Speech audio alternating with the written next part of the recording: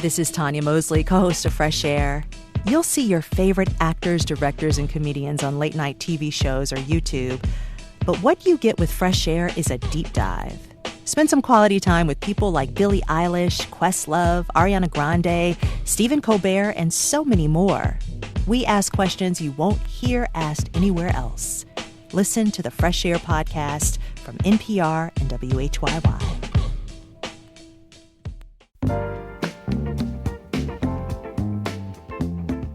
This is WCBU's Out and About. I'm Dr. May Gilliland of Arts Partners of Central Illinois, and today we are talking with Elizabeth Klise, Executive Director of the Peoria Historical Society, about their exhibition and event series, Place and Displacement. The project explores the history of urban renewal in Peoria's Southtown neighborhood, a once-thriving working-class community that was largely demolished in the late 1970s. Through photographs and public programs, Place and Displacement highlights what was lost and why that history still matters today. Liz, welcome to Out and About. Thank you, May, for having me. What inspired you and the team to develop Place and Displacement? I was speaking with one of our board members, Angela Henry, who is the editor-in-chief of Traveler Weekly, which is Peoria's 50-year-old black newspaper. And she and another friend of ours, May Catherine Godhigh, were just talking, saying, what could we do as a project? And May Catherine was the one who suggested focusing on Southtown, which is where she had grown up. Can you describe what Southtown was like before urban renewal? What made it unique as a community? I think in some ways,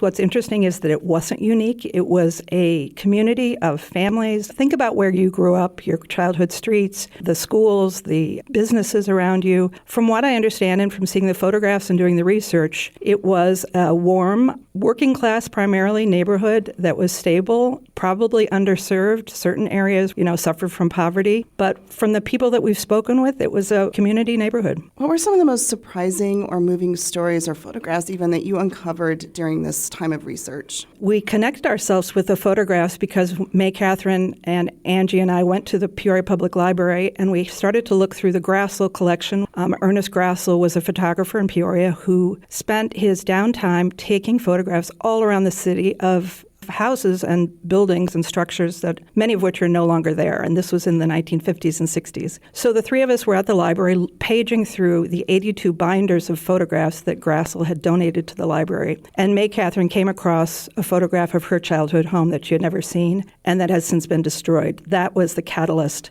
for this project. When she reacted emotionally to that photograph, we thought this is something we really have to cover. Absolutely. Well, how can people get involved with this project? Because I understand that there's some interactive elements to it as well as the exhibition. Absolutely. So the exhibition is going to be up for a month and a half at Carver Center, opening on April 25th. We are going to have two panel discussions then in May 10th and 14th. And one aspect of the program that people can get involved with is we have printed postcards depicting certain familiar places. These include Big John's Barbecue, a particular church, familiar home, and we're going to have people write down and share their memories or their stories of that area, and then we're going to compile them for the future to preserve and capture those memories. What do you hope attendees will walk away with after viewing the exhibition or attending one of these events? I think my goals for this is to make people understand. Often people think of the Peoria Historical Society and history as something that happened 200 years ago. This is something that happened within my lifetime and many of our lifetimes, but you have to be of a certain age to remember it, and the memories and the stories are in danger of slipping away. So we want to capture every story that we can before those stories are gone forever.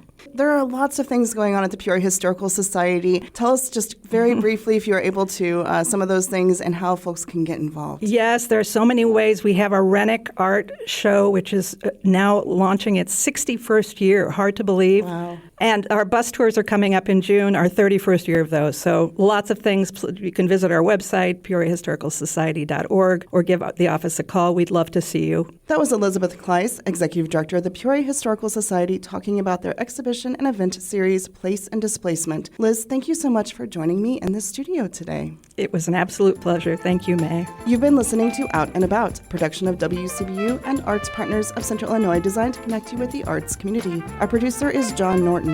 Find this episode at WCBU.org and subscribe to the Out and About podcast wherever you download. Support for arts and culture coverage on WCBU comes from PNC Financial Services. PNC is committed to supporting local art and culture events in the communities they serve.